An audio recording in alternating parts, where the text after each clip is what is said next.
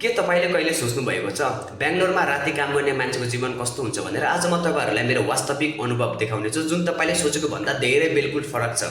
अहिले रातिको 2-3 बजेको छ हैन, सबै सुतिसकेका छन्, गहिरो निद्रामा छन्, तर म जागिरहेको छु।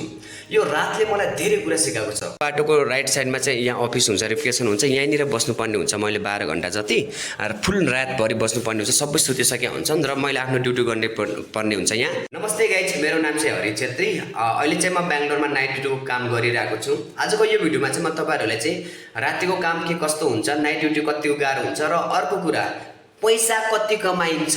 सुरुमा मलाई के लाग्थ्यो भनेपछि नाइट ड्युटी गर्न त सजिलो हो हैन, दिनमा हामीले चाहिँ 5-6 घण्टा सुते पनि निद्रा पुगिहाल्छ, 5-6 घण्टा हामीसँग टाइम बचिहाल्छ, यो गरौँला त्यो गरौँला, यता जाउँला उता जाउँला भन्ने सोच हुन्थ्यो हैन। तर रियलिटी चाहिँ त्यस्तो छैन क्या। मेन कुरा चाहिँ हाम्रो निद्रा पुग्दैन। हाम्रो शरीरले चाहिँ राति निद्रा खोजे हुन्छ, तर हामीले चाहिँ राति सुत्न पाउँदैन। दिनमा के हुन्छ, हामीलाई डिस्टर्ब हुन्छ क्या।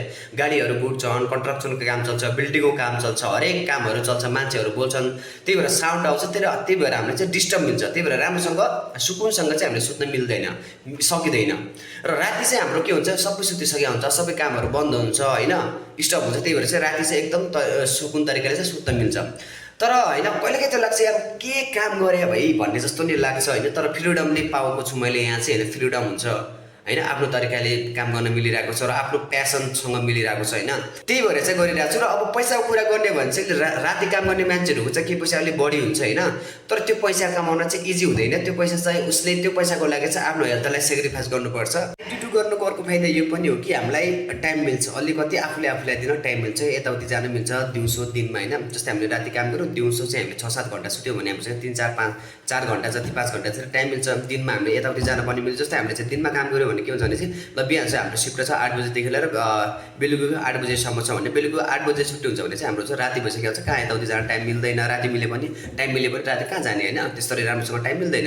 यो मेरो काम कस्तो भनेपछि तैँले यहाँ बस्नुपर्छ, बसिराख्नुपर्छ र बाहिरको मान्छेलाई मात्र हेरिरहनुपर्छ भन्ने त्यो काम हुँदैन। मेरो चाहिँ मल्टिपल कामहरू हुन्छ हैन। कस्टमर सर्भिसको काम हो। जस्तै कोठामा चाहिँ कोही कस्टमरको कोठामा चाहिँ वाइफाई बिग्रियो भने चाहिँ वाइफाई बनाइदिनु पर्ने हुन्छ, टिभी बिग्रियो टिभी बनाइदिनु पर्ने हुन्छ, लाइट बिग्रियो लाइट बनाइदिनु पर्ने हुन्छ। जे प्रब्लमहरू आउँछ हाम्रो बेलुकीको 8 बजेदेखि र मर्निङको 8 बजेसम्म त्यो बिचमा चाहिँ त्यो सिफ्टको बिचमा जे प्रब्लम आउँछ बिल्डिङको मान्छे, बिल्डिङको भित्र बस्ने कस्टमरहरूको हैन, सबै सोल्भ गर्नुपर्ने हुन्छ। हामीले जति शब्द आफूमा आउँछ भने चाहिँ आफूले सोल्भ गर्ने, यदि आएन भने अगाडि कुरा गरिदिनु पर्ने हुन्छ अर्को दिन हैन। त्यस्तो काम हुन्छ। तैँले यही गर्नुपर्छ भन्ने चाहिँ हुँदैन। हाम्रो चाहिँ मल्टिपल कामहरू हुन्छ।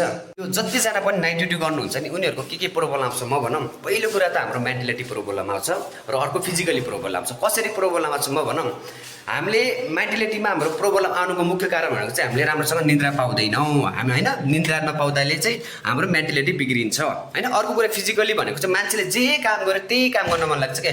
तपाईँ हार्ड वर्क गर्नुभयो, एकदम हार्ड काम गर्नुहुन्छ, एक दिन अप्ठ्यारो लाग्ला, 2 दिन अप्ठ्यारो लाग्ला, तर पछि चाहिँ अप्ठ्यारो लाग्दैन कि। यहाँ चाहिँ कस्तो हुन्छ भने चाहिँ बसिराख्ने, फेरि दिनमा चाहिँ सुतिराख्ने। अब के हुन्छ, हाम्रो शरीरले पनि त्यही बसिराख्ने सुतिराख्ने बानी बनाउँछ। त्यस्तै हुन्छ। या त हामीले फिजिकल गर्नु पर्यो, जिम जानु पर्यो, दौडिनु पर्यो, त्यही भएर हाम्रो फिटनेस राम्रो हुन्छ। अब मेन कुरा शरीरले के माग्छ, एक्सर्साइज माग्छ। कसरी माग्छ एक्सर्साइज भनेपछि रातभरि बस्या हुन्छ, दिनभरि अब सुत्नुपर्ने हुन्छ, शरीरले एक्सर्साइज मागे हुन्छ। तर त्यो राति काम गर्ने मान्छेले एक्सर्साइज गर्ने टाइम कहिले बनाउँछ क्या। खासमा एक्सर्साइज गर्नेको टाइम भनेको बिहान र बेलुकी। बिहान त बिचारोलाई निद्रा लागेको हुन्छ, अब बेलुकी अब 8 बजीसम्म सुत्या हुन्छ, या त कसरी बेलुकी गर्ने। बिहान हो खास त एक्सर्साइज गर्ने टाइम भनेको मर्निङमा हैन। मर्निङमा त बिचारो 5 बजेदेखि त निद्राले झ्यामझुम भएको हुन्छ हैन, कसरी एक्सर्साइज गर्छ। त्यही भएर चाहिँ मलाई के लाग्छ, यो शरीरले चाहिँ हाम्रो जस्तो बानी बसाल्यो त्यस्तै ह्याबिटलाई चाहिँ फलो गर्ने रहेछ कि हाम्रो शरीरले। जस्तै हामीले चाहिँ 10-11 दिनसम्म एक्सर्साइज गरौँ, जिम गरौँ, यताउति गऱ्यौँ भनेपछि शरीरलाई पनि त्यही चाहिने रहेछ कि ठिक छ त्यही गर भन्ने जस्तो हुन्छ। बस्दै बानी बसाल्यौँ हैन, सुत्ने बानी बसाल्यौँ भनेपछि शरीरले पनि त्यही कुरा माग्छ क्या। सुतौँ बसौँ यस्तै उस्तै भनेर माग्छ क्या शरीरले पनि। त्यही भएर अलि नाइट ड्युटी गर्ने मान्छेले एक्सर्साइज अलि फिजिकली त्यस्तो रुल बनायो भने चाहिँ एकदम राम्रो छ हैन। तर बसिराख्यो भने चाहिँ पछि गएर समस्या आउँछ हैन।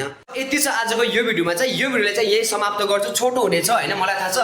तर यो भिडियोमा चाहिँ नयाँ हुनुहुन्छ भने, फेसबुकबाट हेर्दै हुनुहुन्छ भने सबैजनाले फलो गरिदिनु होला हैन। यो मेरो 5000 भन्दा बढी बढिरहेको छ। र यदि युट्युबबाट हेर्दै हुनुहुन्छ भने प्लिज च्यानललाई सब्स्क्राइब गरिदिनु होला। र म तपाईहरुले चाहिँ यस्ता भिडियोहरू म ल्याइराख्ने छु हजुरहरु बिच। धेरै सकेसम्म त म दिनदिनै ल्याउने प्रयास गर्छु। अब नसके त के गर्न सकिन्छ हैन। त्यही भएर च्यानललाई सब्स्क्राइब गरेर मनमा लागेको कुरालाई चाहिँ कमेन्ट गरिदिनु होला। ल त हस् गाइज, बाइ बाइ।